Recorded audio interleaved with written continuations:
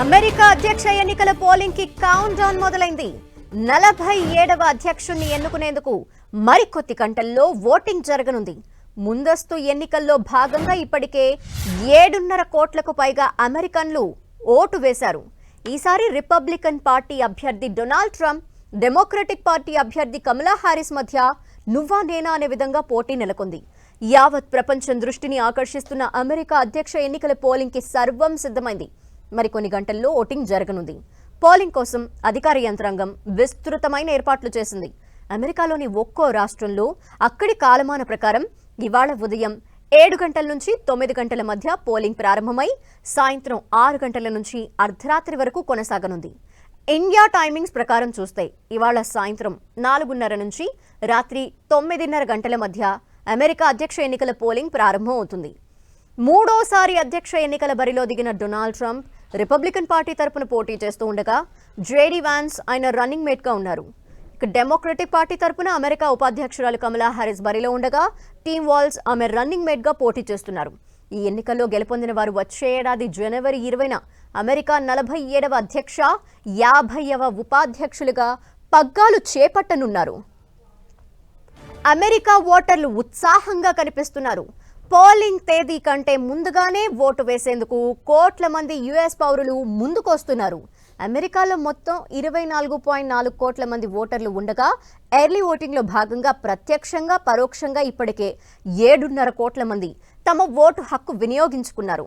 Mails, polling కేంద్రాల ద్వారా ప్రజలు ఓట్లు వేస్తున్నారు. ముందస్తు ఓటింగ్లో ఇప్పటికే న్యూయార్క్ రికార్డు సృష్టించగా అమెరికా మొత్తం అదే ట్రెండ్ నడుస్తోంది. ముందస్తు ఓటింగ్కి ఓటర్లు గతంలో కంటే ఈసారి ఎక్కువగా వస్తూ ఉండటంతో పోలింగ్ కేంద్రాలని పెంచాల్సి వచ్చింది. గత ఎన్నికల్లో న్యూయార్క్లో ముందస్తు పోలింగ్ కేంద్రాలని 100 ఏర్పాటు చేయగా ఈసారి 50% అధికంగా ఏర్పాటు చేశారు. అసాధారణ వాతావరణ పరిస్థితులు, పోలింగ్ రోజున భారీ క్యూలతో ప్రజలు ఇబ్బందులు, ఎన్నికల రోజున గొడవలు ముందస్తు ఓటింగ్కి కారణాలుగా అక్కడి అధికారులు భావిస్తున్నారు. డొనాల్డ్ ట్రంప్ సైతం ఇవాళ ఫ్లోరిడాలో నేరుగా వెళ్లి తన ఓటు హక్కును వినియోగించుకోనున్నారు.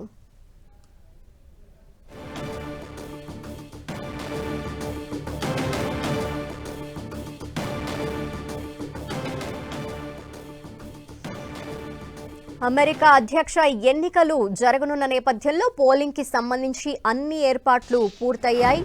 ఇక ఎవరు ప్రెసిడెంట్ అవుతారు అనే దానికి సంబంధించి ఉత్కంఠ నెలకొంది. ప్రపంచవ్యాప్తంగా కూడా అంతా అమెరికా వైపే చూస్తోంది. ఇప్పుడు ఎవరు గెలుస్తారు, అయితే డెమోక్రటిక్ పార్టీ తరపున బరిలోకి దిగుతున్న హారిస్ గెలుస్తారా లేదంటే ట్రంప్ గెలుస్తారా అని అంతా కూడా సర్వత్రా ఉత్కంఠ నెలకొంది. అయితే ఇప్పటికే ఎర్లీ ఓటింగ్ వైపు యుఎస్ ప్రజలు దృష్టి పెట్టారు. అనేక కారణాల రీత్యా ముందుగానే ఓటింగ్ హక్కును వాళ్ళు వినియోగించుకునేందుకు ఆసక్తి కనబరుస్తున్న నేపథ్యంలో అందుకు తగ్గట్టుగా కూడా ఏర్పాట్లు జరిగాయి. ఇప్పటికే కొంతమంది ఓటు వేయటం కూడా జరిగింది. ఈమెయిల్ పద్ధతి ద్వారా కావచ్చు, అలాగే క్యూ లైన్స్లో నిలబడి పోలింగ్ కేంద్రాల వద్ద కూడా ఓటు హక్కుని వినియోగించుకుంటున్నారు. ఇక అధికారికంగా మరికొద్ది గంటల్లోనే పోలింగ్ స్టార్ట్ అవ్వబోతోంది.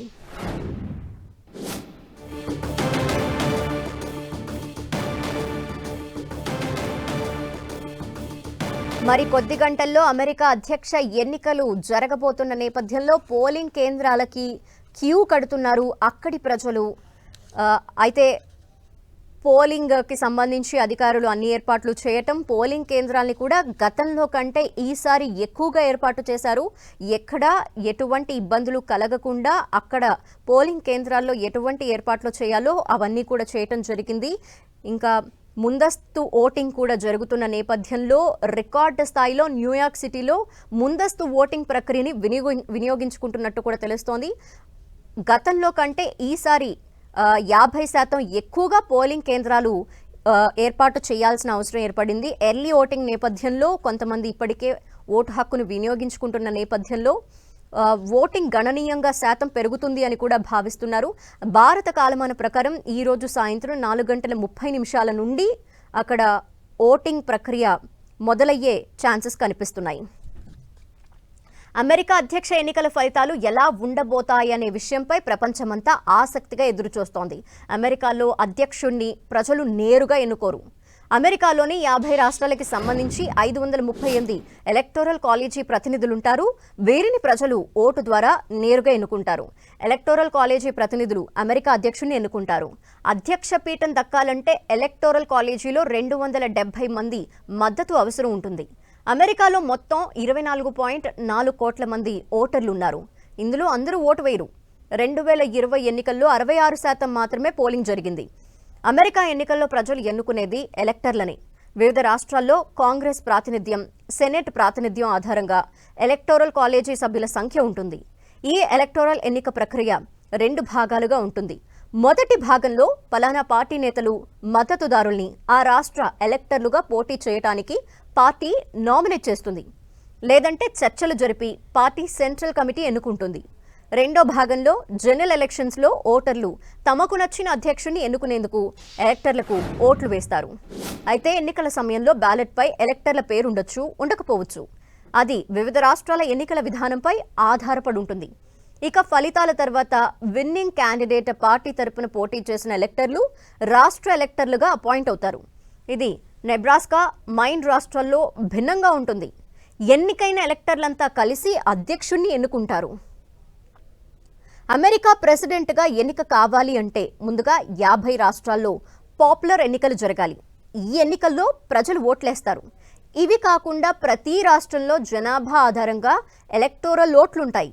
దీనినే ఎలక్టోరల్ కాలేజీ అంటారు. మొత్తం 538 ఎలక్టోరల్ ఓట్లుంటాయి.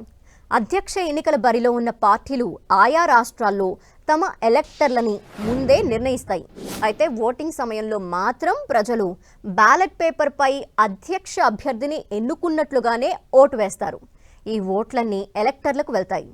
ఎన్నికల్లో పాపులర్ ఓట్లు ఎక్కువగా వస్తే విజయం సాధించలేరు.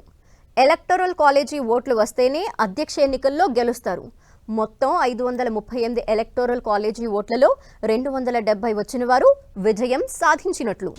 కాలిఫోర్నియాలో అత్యధికంగా 54, టెక్సాస్లో 40 ఎలక్టోరల్ ఓట్లు ఉండగా తక్కువ జనాభా గల వ్యోమింగ్కు 3 ఎలక్టోరల్ ఓట్లున్నాయి.